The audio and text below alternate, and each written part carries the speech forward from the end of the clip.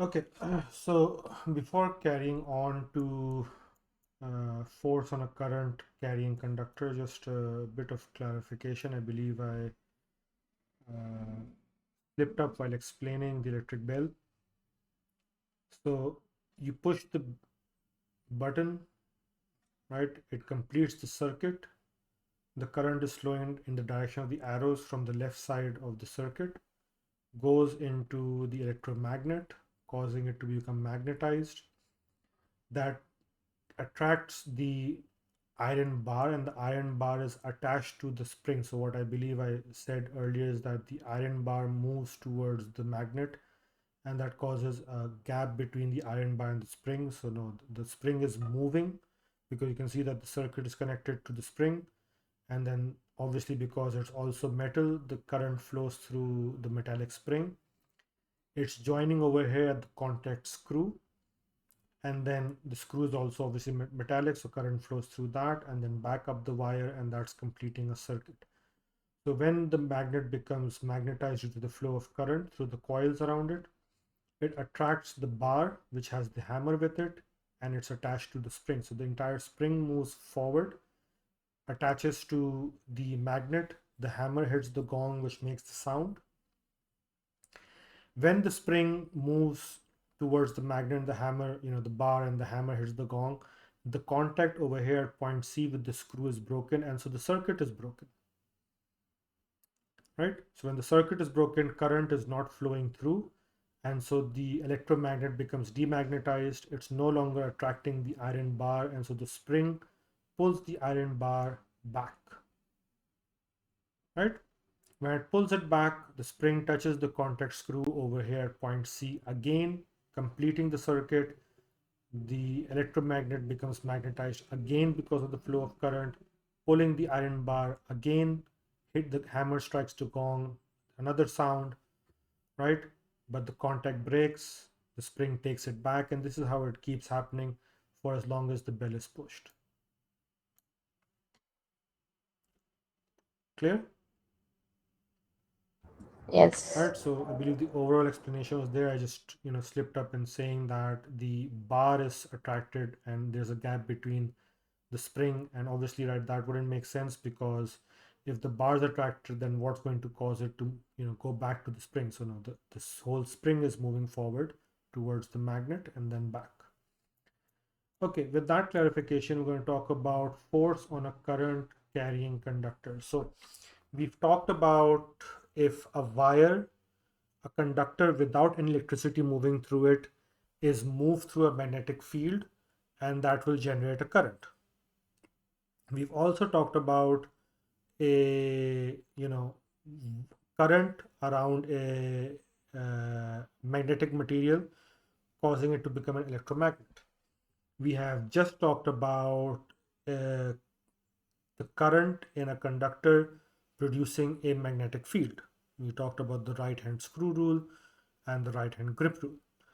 Now, right, when we talked about Fleming's right hand rule, it was about the movement of a wire or a conductor through a magnetic field which was generating current. What we're doing now is we have a wire in a magnetic field, but this time the wire is carrying a current. Earlier it wasn't carrying current and the movement of the wire was producing current. This time the wire that we've placed inside a magnetic field, as you can see in this illustration with the arrow, right? So obviously this is a magnet, north and south pole, and so the magnetic field lines are going from north to south. And then this wire has current flowing through it in the direction of the arrow, as you can see, right? So in this scenario, what happens is there's a force applied onto the wire, and it will move. If it is able to move, it will move. So, right, this is called the motor effect. So a wire carrying a current in a magnetic field experiences a force. If it can move, it will move. And so to demonstrate this, a flexible wire is loosely supported in a strong magnetic field of a C magnet or a horseshoe magnet. That could be a permanent magnet or an electromagnet. That doesn't matter as long as it's a magnet. When the switch is closed, current flows in the wire over here. Right, so this is the magnet I just showed, north to south, and current is flowing from, let's say right to left diagonally. If either the right, and so they'll what's observed is that the wire moves upwards, right? The wire moves upwards. So if the direction of the current is reversed, you will observe, right? So it's going from left to right now, right? Then you will notice that the wire moves downwards. Either that, or if the direction of the field is reversed, so this becomes the south pole and this becomes the north pole. In either of those two cases, right? Not changing both of them at the same time, because changing both at the same time will result in nothing, right? So if you just change one of the two, then you will notice that the wire moves downwards. And obviously the force increases if the strength of the magnetic field, so you're using an even stronger magnet, and so the force applied on the wire increases, or if the current that you're passing through the wire is increased. So either of those or both of those increase, and so you observe greater motion, right? So the wire will move more strongly. Now, why does this happen? Right? If you take a look, the magnetic field lines are the straight dotted lines going from north to south, right? And taking from the right hand screw rule, the current in the wire is coming right outside the plane of the paper, right? So it's moving towards you, let's say. And so if you use the right hand screw rule, I just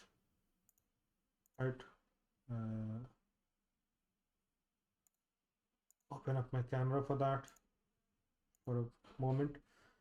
And so if you use the right hand, so the thumb is pointing towards me, the current is flowing out of the paper, and so you can see that the magnetic field lines are going to be right counterclockwise. This is how they're moving, and so that's what's illustrated on the paper. So what's happening over here, right? In the top half, right, the magnetic field lines on the magnet are moving from left to right, whereas the magnetic field lines, because of the current in the wire, are moving from right to left, and so they're opposing each other, right? In the bottom half, the magnetic field lines on the magnet are going from right to left, from north to south, and the magnetic field lines from the current in the wire are also in the same direction, right? And so this, you get something like this. And so what they're saying is, right, that the magnetic field lines of the magnet are being distorted and bent because of the interaction of the magnetic field lines of the current in the wire. So these two cancel out, and that's why you see this gap over here,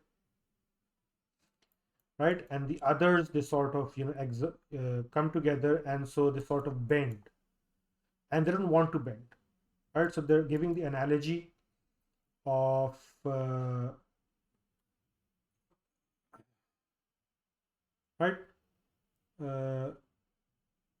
of elastic, like stretch elastic. So it's saying that the resultant field, by combining both fields, is shown over here.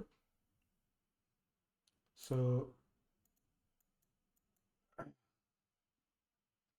and there are more field lines below, since the wire below the wire, since both fields are in the same direction, than there are in the opposite direction, right?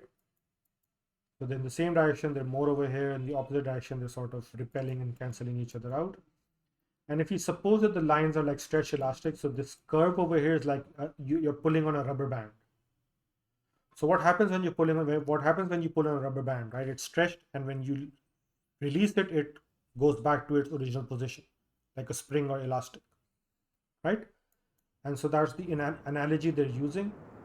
So if you suppose that the lines are like stretch elastic, those below will try to straighten out, and in doing so, they will exert an upward force on the wire.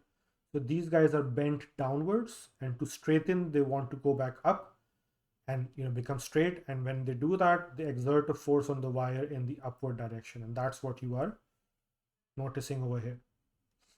If you reverse the field, right, and so the south becomes the north and the north becomes the south, or you reverse the direction of the current, any one of the two, not both at the same time, then the direction of the force will become the opposite. Does this make sense? Yes. Okay, so we come to Fleming's left-hand rule. Okay. Right, Fleming's left-hand rule. So the right-hand rule, if we just revisit that quickly,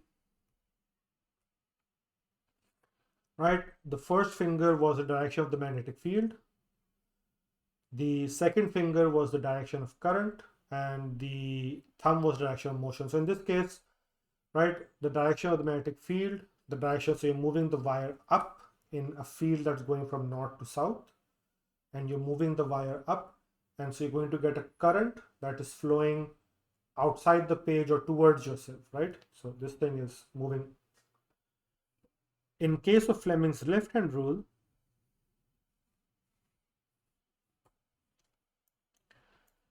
right, again, thumb is the direction of the motion, the first finger is the direction of the field, and the second finger is the direction of the current, which is, right, the same thing you had for the right hand, but now with the left hand, right? So motion, field, current, but with the left hand, not the right hand, right? And so in this case, what's happening is, instead of you trying to figure out the direction of the current, you know the direction of the current, right? And you know the direction of the field.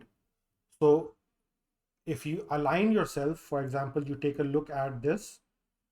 So the direction of the field is north to south, and the direction of Yes. the current is coming out of the paper, right?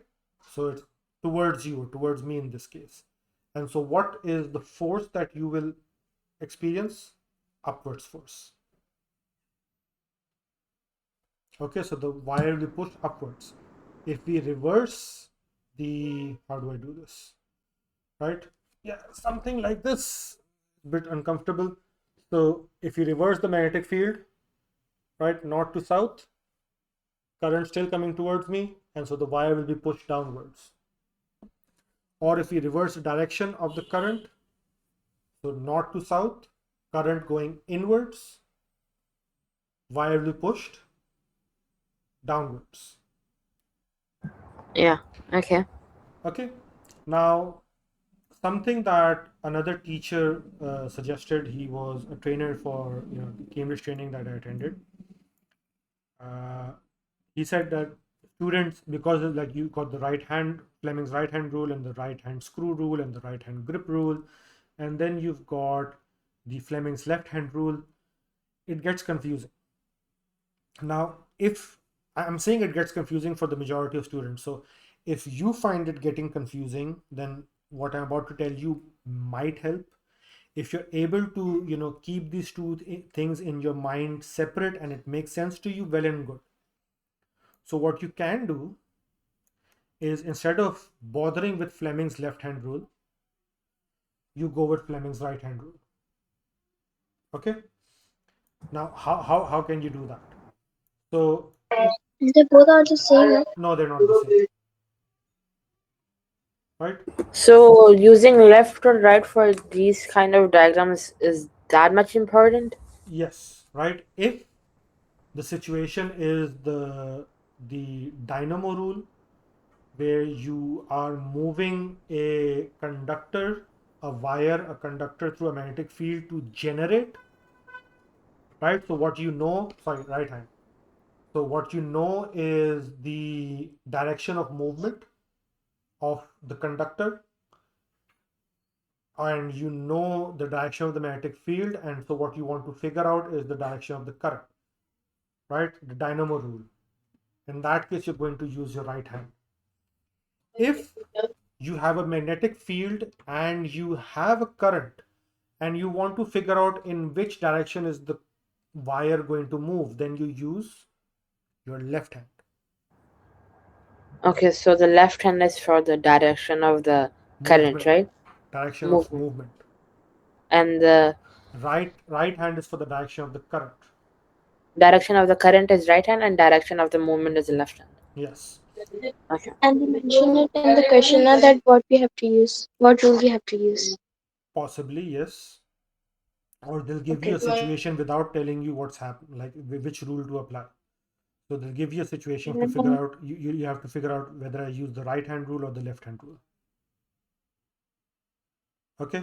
In your case, for the O level, you don't have the right hand rule, and so that's not a problem. You do have the left hand rule, so it becomes easier for you. You don't have to apply the right hand rule for O level. We do have the left hand rule. You have the left hand rule only. The right hand screw rule, the right hand grip rule, sorry, right hand, and the Fleming's left hand, right? So you don't have Fleming's right hand rule, which makes it sort of easier for you to do. And in IGCSE, it's just all right. Yeah, you have it all. So lucky you. Oh wow, so lucky. Right now, Sobia, because you're IGCSE, I'm just offering this as a possible way to reduce the confusion. If you feel that this is even more confusing, just forget what I'm about to tell you. But let me tell you first, Okay. because you've got the two rules, Yeah. right? Right hand when you want to figure out the direction of current. Okay, You that's easy to understand right if you. you have the direction of the field, you have the direction of motion. You want to figure out the direction of the current. Yeah. And left hand when you have the direction of the field and the direction of the current, and you want to figure out the direction of motion, Movement, motion. right? Okay. If this is like, if you can't, like, if you can separate these in your mind and you can use them as required, well and good. If not, Okay. just remember one of these. Okay. If you find that the right hand rule is easier to remember, again, the forefinger is the direction of the magnetic field, the second finger is the direction of the current, and the thumb is the direction of the motion. So what I'm going to do is, for example, in this diagram, I'm going to use right hand rule, which is not the correct rule to use, but just follow, Okay. right? So the direction of current is towards, yeah, Yeah. Okay, it is. the direction of the magnetic field is from north to south, or something like that, Yeah. right? So direction of magnetic field, direction of current. Now, according to the right hand rule, it's pointing downwards. Yeah, it is. But obviously, the applications for the left hand rule. So if according to the right hand rule it's pointing downwards, It's correct, that means.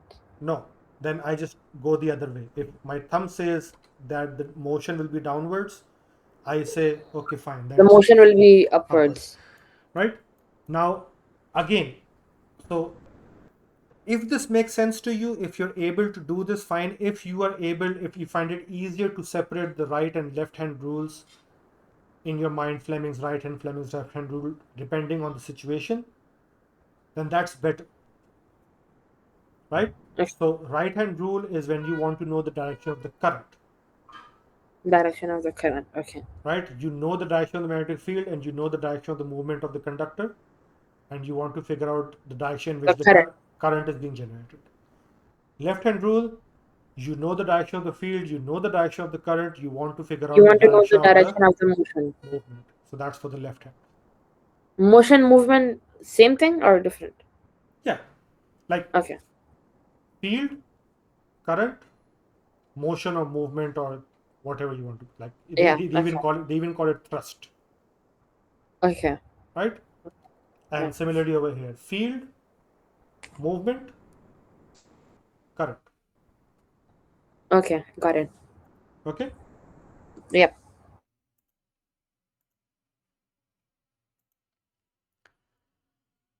Okay. So right, with that, the final thing is forces on beams of charged particles in magnetic field. So over here, right, the plus is the magnetic field. It's a uniform magnetic field, as you can see, and the plus represents the magnetic field going into the paper. So the forefinger is moving, pointing towards the paper. So we need to find the current. No, the current's also given to you, Oh, okay. right? So you can see that the electron beam is, it says that it's an electron beam, so it's negatively charged. And what they mention is that the direction of current, the beam of negatively charged electrons, is treated as being in the opposite direction of the conventional current. So if the beam is moving this way, this is the magnet, right, going into the paper. Yeah. This is the direction of the beam, Okay. right, as you can see with the arrows.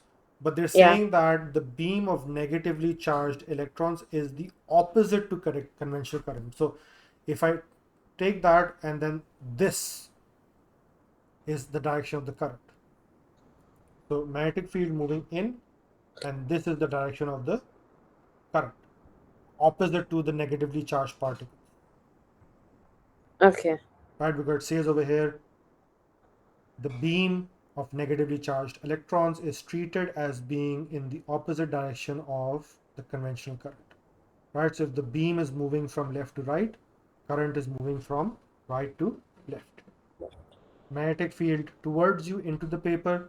So you stick your thumb out and you see that the force being applied on the electron is downwards, and that's what you see happen, Yeah. Okay. right? Yep. If a beam of positively charged particles would be deflected, why? Because then, right, if the negatively charged particles are in the opposite direction of conventional current, then the positively charged particles will be in the same direction. So you do this, right? So magnetic field towards you, positively charged particles, conventional current direction towards from left to right, and so thumb, right? And so if this were positively charged particles, they would be deflected upwards. Yeah. Okay. Okay, Yep. makes sense, Yes. Haran? I mean, she's lucky if she didn't even understand that's not her in her O Oh no, levels. she needs to know the left hand rule. Yeah. She needs to know the left hand rule. She needs to know that, Yeah. Okay. right? Now, as far as O level is concerned, in fact, you have something extra, Haram. So, right, something that Sobia doesn't, Thank God. and that is the magnetic field between Okay. two parallel current carrying wires. Is that hard? Well, you can see it in front of you. That this is all there is, right? Okay. And so let's just go over this quickly. I can slack off. You could, Thank you very much. right? So when two long parallel wires are near each other, so I don't think I need the camera for this. Right, so let's put the load of the connection. Okay. So when two long parallel wires are near each other and carrying currents in the same direction, their magnetic fields interact to give a resultant field that is shown in figure 4.5.24a. So this guy, right? So you can see that the magnetic field of both these, because they're moving in the same direction, right? And so if we use the right hand grip rule,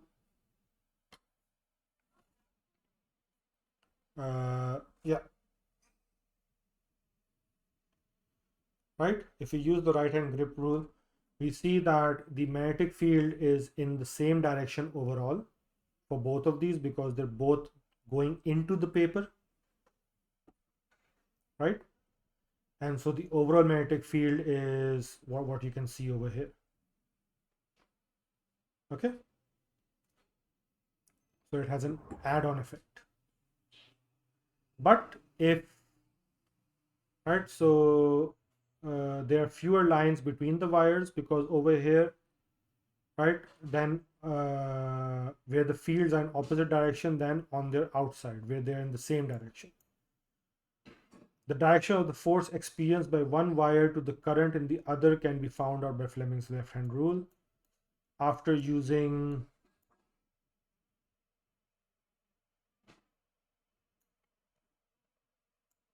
right the right hand screw rule to find out the direction of the field in each wire, right? And obviously in summary, like currents attract and unlike currents repel. So what you have over here, right, are like currents, so they're attracting each other. Over here you've got unlike currents, so you've got the fields moving in opposite directions to each other,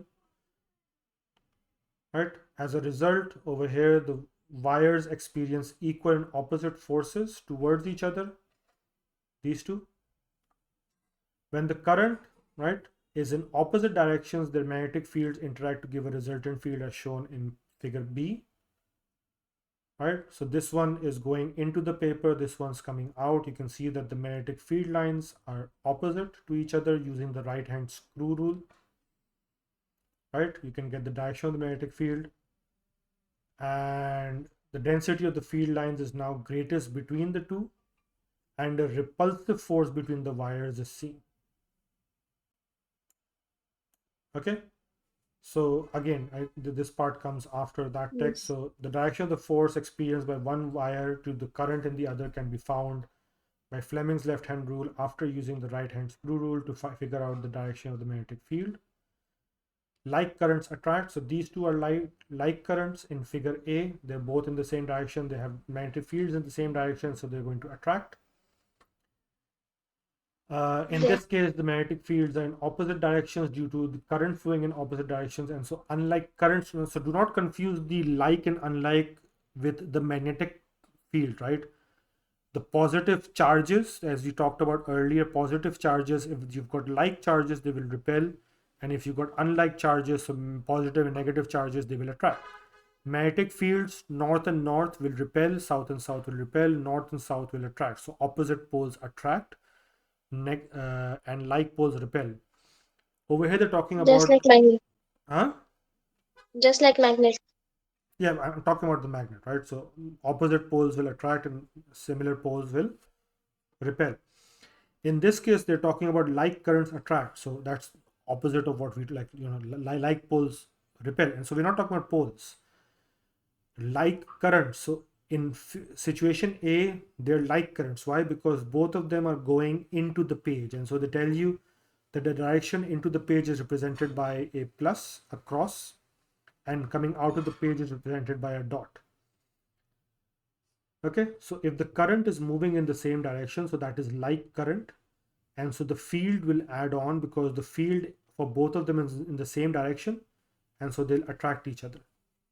If the current in the two wires is in opposite direction, the fields that they're generating are in opposite directions, and they will repel each other. Okay.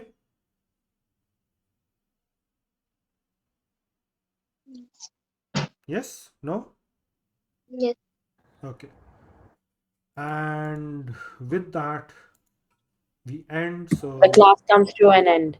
yes, and so the next time we will talk about the DC motor and stuff. Okay? Inshallah. All right. Inshallah. Okay, then Allah Hafiz. Allah Hafiz. Allah Hafiz. Allah Hafiz.